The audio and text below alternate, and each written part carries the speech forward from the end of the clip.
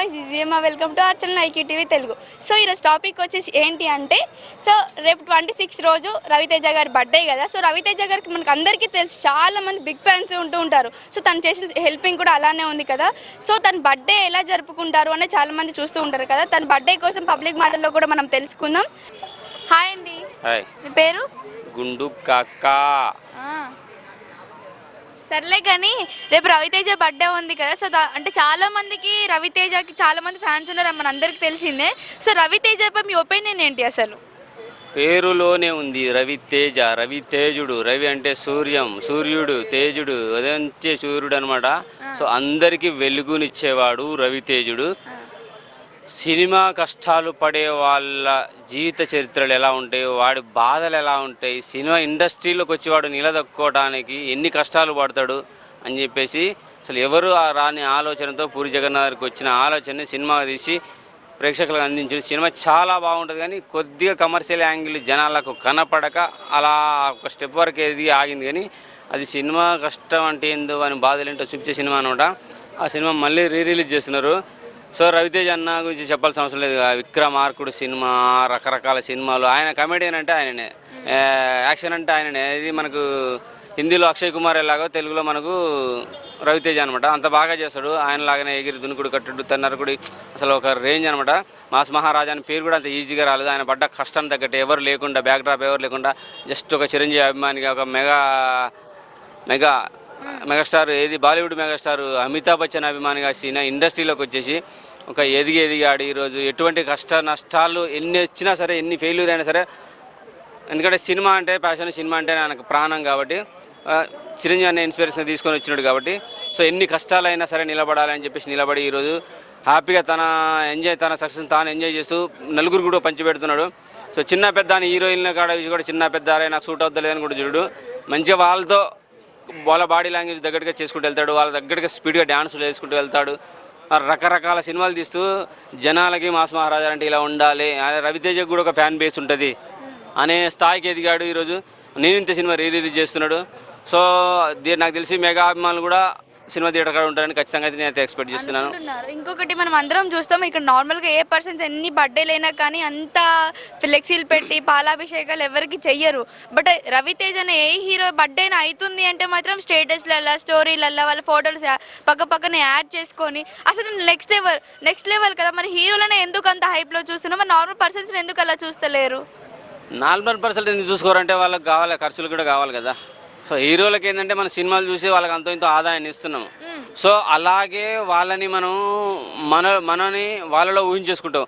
హీరోని ఒక రాజులాగా, ఒక హీరోలాగా, ఒక పోలీసులాగా, ఆయన దొంగ క్యారెక్టర్ చేసిన ఆ దొంగలా నేనుంటే ఎలా ఉంటుంది అంటే మనం హీరోని చూసి స్క్రీన్ మీద మనం చూసుకుంటున్నాం అన్నమాట. అరే నేనే రవితేజని, నేనే చిరంజీవి, నేనే బాలయ్యబాబుని అన్నట్టుగా మనం ఊహించేసుకొని చూసుకున్నాం కాబట్టి వాళ్ళకి అంత హైప్ ఇస్తాం, వాళ్ళకి పాలాభిషేకాలు చేస్తాం. ఇంట్లో తల్లిదండ్రులకు ఎందుకు చేయట్లేరు అని అంటారు కొంతమంది. ఎందుకంటే వాళ్ళు ఇంట్లో తల్లిదండ్రులు మన వాళ్ళు కాబట్టి మనం ఏం చేసినా వారు కరెక్ట్ అనుకుంటారు కదా. మనం ఎంత ఎత్తుకెదిగినా సరే, మనకు 70 ఏళ్ళ వయసు వచ్చినా ఆ సమయానికి మన తల్లి ఒక 100 సంవత్సరాలు ఉందనుకో, ఒక తల్లికి కొడుకులమే కదా. మనం చిన్న పిల్లలమే, మనకి 70 రాని 80 రాని మన తల్లి ఇంకా తల్లిదండ్రులు బతుకున్నా అంటే మనకు ఒక తల్లిదండ్రులకు పుట్టిన వాళ్ళం కాబట్టి మనకి ఎంత వయసు వచ్చినా వాళ్ళు పిల్లలాగానే చూస్తారు. కాబట్టి మనం కొంచెం చిన్న మిస్టేక్ చేసినా వాళ్ళు పట్టించుకోరు, మన పిల్లోడే కదా అన్నట్టుగా చూస్తారు. హెచ్చరించే సమయంలో హెచ్చరిస్తుంటారు. సో అందుకని చెప్పి, ఎందుకంటే సినిమా థియేటర్లు చేసేటి మనం రియల్ లైఫ్లో చేయలేము కదా. సో వాళ్ళలో మనం ఊహించుకుంటాం అనమాట. అందుకని వాళ్ళకి అంత హైప్ ఇస్తాం మనం అట్లా. సో రవితేజ గారు తీసిన మూవీస్ అన్నిట్లో మీకు ఏ మూవీ అంటే ఇష్టం? నాకు బాగా నచ్చింది విక్రమార్కుడు, నెక్స్ట్ మిరపకాయ, నేనింతే. ఈ 3 బాగా నస్తాయి బాగా నాకైతే. సో ఈ 3 మూవీస్లో ఒక డైలాగ్ చెప్తారా మీరు? మాస్ మహారాజా డైలాగులు అంతా గుర్తుండవు అమ్మ. కిక్కు సినిమా కూడా అంటే నేను ఇంకా మాస్ మహారాజు కాదు, బూత్ బంగాళ నుంచి వచ్చిన బాబాయ్ లెక్కున్నా. ఏదైనా సరే డైలాగ్, లేకపోతే మీరు రవితేజ గారి కోసం చెప్పే డైలాగ్స్ ఏమైనా ఉన్నాయా? రవితేజ గారి కోసం రవణ నీ పేరు రవితేజ అంటే సూర్యుడు ఉదయించే సూర్యుడు లాంటిది నీ పేరుకి అర్థము. సో అలాగే ఉండాలి, అందరికి వెలుగునిచ్చేవాడు. నీ పేరులోనే ఉంది, నా పేరు కూడా అదే ప్రభాకర్ అంటే కూడా సూర్యుడే. నీ పేరులో ఉంది, ఇంకా నీదేది ఇంకా ఎక్కువ ఉంది రవితేజ అని, అంటే వెలుగునిచ్చేవాడు, తేజం అనమాట. సో అందరికి వెలుగునిచ్చేవాడు కాబట్టి అందరికి వెలుగునిస్తూ ఎవరిని కూడా ఎన్ని ట్రోల్స్ వచ్చినా పట్టించుకోవద్దు. నీ లైఫ్ ఏందో నువ్వు చూసేసుకో. అభిమానులకు మంచి చెడు చెప్పు, అలాగే ఎక్కడ చెడు జరిగినా అంత ఇంత సాయం చేయడానికి ట్రై చేయి. ఇలా చేయండి రా బాబు, తప్పు చేయకని చెప్పేసి 10 మంది మనం పోయే రోజు 10 మంది కాదు, 100 మంది కాదు, 1000 మంది. ఒక్క 1000 మందిలో ఒక్కడైనా సరే నిన్ను గుర్తుంచుకుంటే చాలు. ఇంకొకటి మనం చాలా మంది చూస్తాం బర్త్డేలు వచ్చినాయంటే పార్టీలు ఫ్రెండ్స్ ఈ అంతా ఇక పబ్బులు అంటే ఎంజాయ్ చేస్తూ ఉంటారు కదా. సో ఇప్పుడున్న చాలా మంది మనం బెగ్గర్స్ని చూస్తూనే ఉన్నాం. ఫుడ్ డొనేషన్స్, బెడ్షీట్స్ ఇవ్వడం ఇలా, లేకపోతే నార్మల్గా ఉంటూ ఉంటాయి కదా బెగ్గర్స్ మనం ఆల్మోస్ట్ ఎక్కడ చూసినా కనిపిస్తూ ఉంటారు. అనాథాశ్రమాలు కూడా చాలా ఉంటూ ఉంటాయి. సో ఇలాంటి వాళ్ళకి ఏమైనా హెల్ప్ చేస్తే బాగుంటుంది అని చెప్పేసి కూడా చాలా మంది అనుకుంటున్నారు కదా. రైతైనా హెల్ప్ చేస్తారు కానీ మ్యాక్సిమం బయటికి రావు, చెప్పడు. ఎందుకంటే కొంతమంది పబ్లిసిటీ చేసుకుంటారు, కొంతమంది చెయ్యరు. చేయాల్సిన అవసరం కూడా లేదు. ఎందుకంటే సామెత కూడా ఉంది కదా, ఎడం చేతితో చేసేది కుడి చేతికి తెలియదు, కుడి చేతి సాయం చేసి ఎడం చేతికి తెలియదని. సో ఆ టైప్లో అనమాట రవితేజ అన్న కానీ చిరంజీవి కానీ నాని లాంటి వాళ్ళు ఎలా అయితే సింగిల్గా వాళ్ళ కష్టంతో వచ్చారో వీళ్ళు ఎక్కువ చెప్పరు బయటికి, కొన్ని మాత్రమే బయట పడతాయి. అది చేసినట్టు ఇది చేసిన పబ్లిసిటీ చేసుకుంటారు. పబ్లిసిటీ అవసరం లేని హీరో రవితేజ అన్న సహాయాల కోసం. సో అంత మంచివాడు చేస్తున్నాడు. అలాగే ఈ అనాథలు అది అంటున్నారు కదా, ముందు గవర్నమెంట్ గట్టిగా టైట్ చేసేస్తే అనాథాశ్రమాలకు పెట్టడం కన్నా వాళ్ళే ఏదైనా గవర్నమెంట్ ఏదైనా ఆశ్రమాలు పెట్టేసి జనాలందరినీ అక్కడ పంపించేసి వాళ్ళలో ఏదైనా స్కిల్ ఉంటుంది, ఏదో ఒక స్కిల్ ఉంటుంది, అటువంటి బయటకు వాళ్ళ స్కిల్ని బయటకు తీసుకొచ్చేస్తే అనాథాశ్రమాలు అనాథ పిల్లలను రోడ్ల మీద అదుక్కునేవాడు కూడా ఉండడు. అవసరమైతే స్టార్టింగ్లో కొద్ది రోజులు గట్టిగా టైట్ చేయాలా, భయపెట్టాలి కూడా, అడుగు తింటే ఇట్లా జైలు వేస్తారని చెప్పేసి. సో ఆటోమేటిక్గా గవర్నమెంట్ ఇంత సాయం చేస్తున్నప్పుడు హీరోలు కూడా సాయం చేస్తారు. రోడ్ల మీద తిరిగిన వాడు ఎక్కడ కనపడ్డు. గవర్నమెంట్ ఏమైనా ఆశ్రమాలు పెట్టిందనుకో, ఆశ్రమంలో హ్యాపీగా వాళ్ళకి ఫుడ్, బెడ్, చదువు అలా అని పెట్టింది కానీ చెప్పేసి కూర్చొని తినండి రా బాబు అన్నట్టు కాదు. ఇప్పుడు జైల్లో తప్పు చేసిన వాడిని జైల్లో పెట్టి వానికి ఫుడ్ పెట్టేసి జైల్లో వర్క్ కూడా చేయిస్తారు చూసిన. ఆ టైంలో వాళ్ళకు ఒక స్కిల్ ఒకటి నేర్పించాలి, వర్క్ చేయించాలి, ఇంత ఆదాయం ఇవ్వాలి, వాళ్ళ స్కిల్ని బయటకు తీసుకురావాలి, దేశాభివృద్ధి కూడా ఉపయోగపడరు అనుకో, ఆటోమేటిక్గా రోడ్ల మీద అడుగు తినేవాడు కాబట్టి కనపడాడు కాబట్టి సో వాళ్ళకు వచ్చే ఖర్చు వల్ల ఇబ్బందులు అవుతుంది. కాబట్టి గవర్నమెంట్కి హీరోలకు సాయం చేసేయడానికి ముందుకు వస్తారు. అందులో ఫస్ట్ రవితేజ అని ఉంటాడు, మెగాస్టార్ చిరంజీవి ఉంటాడు, నాని గారు కూడా ఉంటారు. ఓకే, మరి రవితేజ గారికి మరి బర్త్డే విషెస్ చెప్పరా? అన్నయ్య Raviteja, happy birthday to you. ఇటువంటి జన్మదినాలు ఖచ్చితంగా నీవు 100 సంవత్సరాలు పూర్తి చేసుకోవాలని నేను కోరుకుంటున్నాను. నేనింతే ఇలాంటి సినిమా బ్లాక్ బస్టర్ అవ్వలేదు, ఫెయిల్యూర్ అయింది కమర్షియల్ కానీ నువ్వు అసలు 80% ఫీల్ అవ్వద్దు, అవ్వనని కూడా చెప్పావు. ఫ్యూచర్లో కూడా ఎటువంటి సినిమాలు, ఎన్ని సినిమాలు ఫెయిల్ అయినా నువ్వు కుంగిపోవద్దు. నీ కొడుకు గురించి ఒక మాట చెప్పావు, వాడు పెద్ద దొంగన్నా కొడుకు అని చెప్పేసి ఇండస్ట్రీలోకి తీసుకొచ్చి నీకంటే బెస్ట్ హీరోని చేస్తే నువ్వు గొప్ప తండ్రి అవుతావు. నీ కొడుకు పెద్ద హీరో అయ్యాడు అని చెప్పేసి నీ కొడుకు గొప్పవాడని కాదు, నువ్వు గొప్ప తండ్రి అవుతావు అనమాట. సో అంత స్థాయికి తీసుకురావాలి నీ కొడుకుని కూడా. మాస్ మహారాజా కొడుకు అంటే మళ్ళీ అదే రేంజ్లో ఉండాలని ఏది కోరుకున్నా. Once again happy birthday to you అన్న. అందరూ హ్యాపీగా ఉండాలి, అందులో నువ్వు ఉండాలి, నేను కాదు, అందులో నువ్వు ఉండాలని నేను కోరుకున్నా. Thank you. హాయ్ అండి. హాయ్. ఏం కావాలి పాపా? నాకా రేపు రవితేజ బర్త్డే కదా. సో రవితేజ అంటే అందరికీ తెలుసు, రవితేజకి చాలా మంది ఫ్యాన్స్ కూడా ఉంటారు కదా. సో దానిపై మీ ఒపీనియన్, రవితేజపై మీ ఒపీనియన్ ఏంటి అసలు? వాని మొదటి సినిమా తెలుసా నీకు? ఎవరిది నీకు తెలుసా? అక్కడ ఆహా నేను చెప్తా. ఒక ఆడపిల్ల ఇతను ఇద్దరు చావాలనుకుంటారు, ఏదో సినిమా ఉంది అది. ఇట్లు శ్రావణి సుబ్రహ్మణ్యం. అప్డేట్లో ఉన్నావు మంచిగా. అప్పుడు కాలంలోనా ఇప్పుడు కాలంలోనా? నేను ఎప్పటికొక్క తీరే ఉంటానమ్మా, ఒకటి తీరే ఉంటా. నన్ను అనేటోళ్ళు లేరు, నేను ఒకరిని నన్ను ఎవరైనా అన్నారు అనుకో ఇంటికి పోయి కొడతా. ఈ ఏజ్ లో కూడా 63 ఏళ్ళ వయసు, నాకు గ్లూకోజ్ తెలియదు. 42 కిలోల వెయిట్ పడ్డదంటే 1 క్వింటల్ పడుతుంది. 1 క్వింటల్ గుద్దితే మళ్ళీ బొక్కలు టకటకా అంటే అది తీరే తాత. సో బర్త్డే కదా, చాలా మంది మనం చూసుకున్నట్లయితే బర్త్డేలు అప్పుడు మనం ఇప్పుడు ఎవరైనా ఇప్పుడున్న జనరేషన్లో పార్టీలు అంటూ, పబ్లు అంటూ, ఫ్రెండ్స్ అంటూ, లవర్స్ అంటూ ప్రతి ఒక్కరు షికార్లు అంటూ తిరుగుతూనే ఉన్నారు. ఎన్నెన్నో వేలు ఖర్చు పెడుతున్నారు, స్టిల్ పూర్ ఫ్యామిలీ కూడా. బట్ ఒకప్పుడు మనం బర్త్డేలు అంటే మమ్మీ డాడీ దగ్గర బ్లెస్సింగ్స్ తీసుకొని టెంపుల్కి వెళ్ళేసి వచ్చి ఇలా చేస్తూ ఉండే. బట్ ఇప్పుడు కొంతమంది చూస్తున్నట్టయితే డొనేషన్స్ కూడా చేస్తూ ఉన్నారు. సో బర్త్డే వచ్చిందంటే ఏం చేయాలి అసలు? ఇగో ఒకటమ్మా, ఫస్ట్ అమ్మ నాన్న దీవెన తీసుకోవాలా, ఆ తర్వాత పెళ్ళి అయితే భార్యను దీవించాలా, తర్వాత పిల్లలు అనుకో వాళ్ళని దీవించాలా. ముందుగా కుటుంబం, తర్వాత బయటి ప్రపంచం. రవితేజ అంటే నాకు అభిమానమే. అతను ప్రతి సినిమా చూసిన. ఇప్పుడు నేను టాకీస్ కాడికి పోవడంలా, ఎందుకంటే నేను టాకీస్ కాడికి పోతే కుర్చీ వచ్చిందని నన్నే పిచ్చోని చేస్తాను, కుర్చీ తాత అని. అందుకే నేను సినిమాలు చూసుడే మానేసిన. ఫీల్ అవుతున్నావా? అట్లని కాదమ్మా, నా మీదనే పడతారు కుర్చీ తాత వచ్చిండని. అభిమానంతో, దేశంతో కాదు, అభిమానంతో మీద పడతారు. ఇక అటువంటిప్పుడు ఆడికి పోయి వాళ్ళని ఎందుకు బాధ పెట్టాలి? ఒకప్పుడు సంజయ్ టాకీస్ కాడిపోయిన తురుమ్ ఖాన్ సినిమా చూడడానికి. అందులో యాక్టింగ్ చేసిన ఆ యూనిట్ అంతా నాకు కలిసింది. తాత నువ్వు టాకీస్ కాడికి రా, మేము సినిమా చూపిస్తా అంటే సరే అని పోయినా. సన్నగా వర్షం పడుతుంది, బస్ దిగిన. ఆడ అది ఏమంటారు బాబాయ్, ఆ కుండ మీద కొట్టేదాన్ని, ఏ కుండ మీద? కుండ మీద వాయిస్తారు చూడు. తబలనా? అవునండి, కుండ మీద కొడతారు. అదొకటి. బ్యాండు, డీజే, అరే అరే అరే పూలదండలు సర్వస్వం ఉన్నాయి ఆడ. నాకు భయపడి నేను ఆటో ఎక్కి పారిపోయినా. మరి నాకు ఎందుకు హెరాస్మెంట్? 35 కిలోల పూలదండని మోస్తానా? మరి వద్దురా అని చెప్పేసి భయపడి పారిపోయారు. అది మీ మీద పడితే మీరు ఉంటారా ఉండరా అని నమ్మకం లేదనా?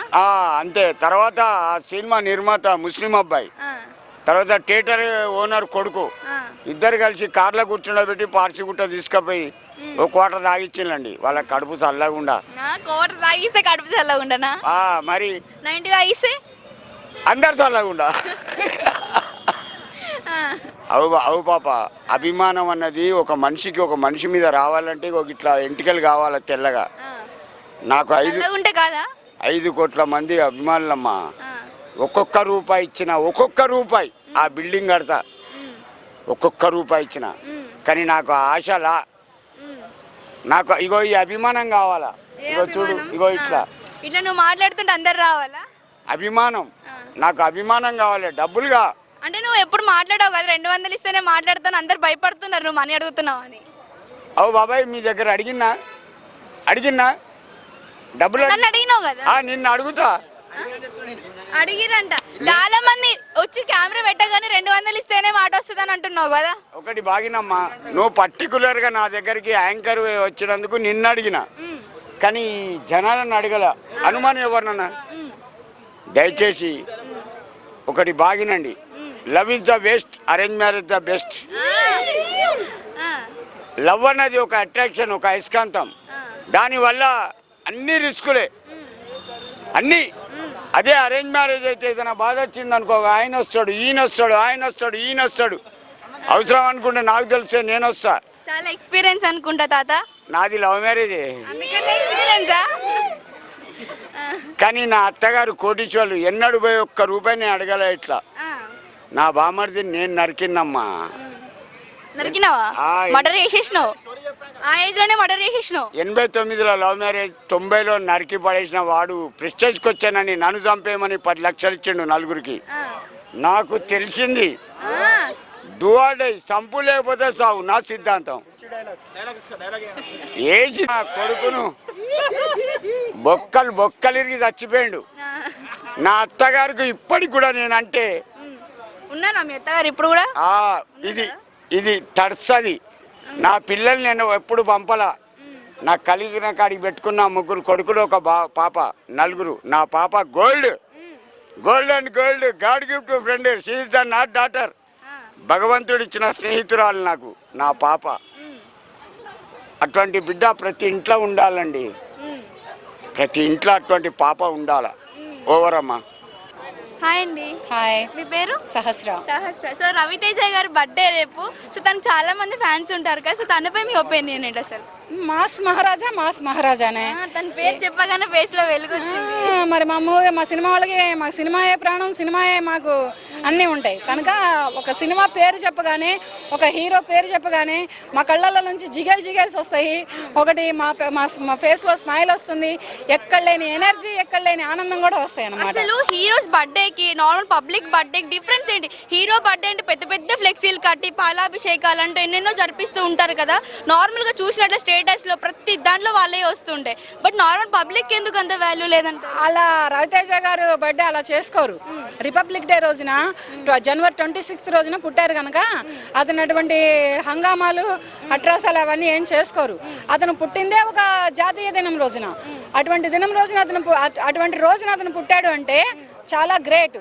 అటువంటి అతను ఒక కష్టపడి ఒక అసిస్టెంట్ డైరెక్టర్గా వచ్చి డైరెక్టర్గా అన్ని అసిస్టెంట్ పనులన్నీ చేసి కష్టపడి శ్రమపడి 40 ఇయర్స్ ఏజ్లో 35-40 ఇయర్స్ ఏజ్లో ఒక హీరోగా వచ్చి ఒక హీరోగా వెలిగి ఇవాళకి కూడా ఒక మాస్ మహారాజా అనే పేరుని ఇంటి పేరుగా మార్చుకొని ఒక మూవీస్నే కానీ ఒక సినిమాలనే కానీ నాన్ స్టాప్గా బ్రేక్ లేకుండా ఎవ్రీ 3 మంత్స్కి ఒక మూవీ, ఎవ్రీ 6 మంత్స్కి ఒక మూవీ, ఎవ్రీ ఇయర్లో ఒక మూవీ తీస్తున్నారు అంటే అతని సేవ సినిమా ప్రపంచానికి ఎనలేని సేవ అన్నమాట. అతను అంత ఎదుగుతూ కూడా అంత ఒదిగి ఉండి ఒక రేంజ్లో వచ్చారు. ఈరోజు నేను చూశాను, చాలా చాలా బాగుంది. రవితేజ గారు తీసిన అన్ని మూవీలలో మీకు ఏ మూవీ అంటే ఇష్టం? అతని మూవీస్ అన్నీ కూడా పోటీ పడి వస్తాయి అన్నమాట. అన్నీ కూడా అతని ప్రతి మూవీలో కూడా పోటీ చేసుకొని వస్తారనమాట. ఒకటిని మించి ఒకటి వస్తానే ఉంటుంది అనమాట అతని మూవీలో. ఒకదానిని మించి ఒకటి ఉంటుంది అతని మూవీలో, ఏమీ తక్కువ కావు. అలాగని పలానా మూవీ అని నేను కూడా ఎంచుకొని చెప్పుకోలేను. సో అన్నీ బాగుంటాయి. డైలాగ్స్ కూడా ఉంటాయి కదా, మీకు ఏ ఫేవరెట్ డైలాగ్స్ అంటూ ఉంటాయి కదా తనలో? అతని మూవీస్లో అంత చెప్పేంత దాన్ని కాను నేను, అతని డైలాగులు చెప్పేంత గొప్పదాన్ని కూడా కాను. ఇప్పుడు వస్తున్న మూవీ అతని పోలీస్ ఆఫీసర్ లుక్కే కానీ ఒక ఆఫీసర్ లుక్కే కానీ ఒక రేంజ్లో ఒక హంగామాగా ఒక చాలా బాగుంది. అది ఇప్పుడు వచ్చినటువంటి విక్రమార్కాన్ని బ్రేక్ చేయొచ్చు, ఏ పోలీస్ మన వాల్తేరు వీరయ్యని బ్రేక్ చేయొచ్చు. వాల్తేరు వీరయ్యలో కూడా అతను ఒక పోలీస్ ఆఫీసర్, విక్రమార్కలో కూడా ఒక పోలీస్ ఆఫీసర్, ఇప్పుడు వస్తున్నటువంటి మాస్ మహారాజాలో కూడా ఒక పోలీస్ ఆఫీసర్, ఇలా వస్తున్నాయి అనమాట. మాస్ జాతర మూవీ, మాస్ జాతరలో కూడా ఒక పోలీస్ ఆఫీసర్గా చేస్తున్నారు కనుక అతని దగ్గర దేశం గర్వించదగిన రోజున పుట్టారు కనుక అతను, అలాగే దేశం గర్వించదగినటువంటి మూవీసే చేస్తున్నారనమాట. మన ఇండియన్ కంట్రీలో, మన తెలుగు రాష్ట్రాలలో మన తెలుగు ప్రేక్షకులు, అభిమానులు, ప్రజలు గర్వించదగినంత ఇదిగా మూవీస్ చేస్తున్నారనమాట. సో ఓకే, సో తన బర్త్డే విషెస్ మీ తరపు నుంచి ఏమన్నా చెప్తారా? చెప్తా. రవితేజ గారు many more happy returns of the day sir. మీరు ఇటువంటి పుట్టినరోజులు మరెన్నో ఇంకా ఎన్నెన్నో జరుపుకుంటూ నిండుని ఇంకా ఎన్నో మూవీస్ చేస్తూ మీరు చేస్తున్న ప్రతి మూవీలో ప్రతి ఒక్కరికి పనిని కల్పిస్తూ, అవకాశాలు కల్పిస్తూ, ప్రతి ఒక్కరికి అన్నం పెడుతూ, అవకాశాన్ని ఇస్తూ, బ్రతుకుదరువులు ఇస్తూ, ఎంతోమంది టెక్నీషియన్సే కానీ, ఆర్టిస్టులే కానీ, డైరెక్టర్సే కానీ, మేకప్ మ్యాన్సే కానీ, ప్రొడక్షన్ వాళ్ళకే కానీ, మేనేజర్స్కే కానీ అందరికీ పనిని కల్పిస్తూ ఇటువంటి పుట్టినరోజులు ఇంకా ఎన్నో మరెన్నెన్నో జరుపుకోవాలని అష్టైశ్వర్యాలతోటి, ఆయురారోగ్యాలతోటి, సిరి సంపదలతోటి నిండు నూరేళ్ళు ఇటువంటి పుట్టినరోజులు చేసుకుంటూ ఇంకా సినిమా ఇండస్ట్రీకి మీరు ఇచ్చే మీరు చేసే మూవీస్ కూడా ఇంకా ఎన్నో గొప్పగా మూవీస్ రావాలని మరీ కోరుకుంటూ మరొకసారి మీ పుట్టినరోజున ఇవే నా శుభాకాంక్షలు మిత్రమా.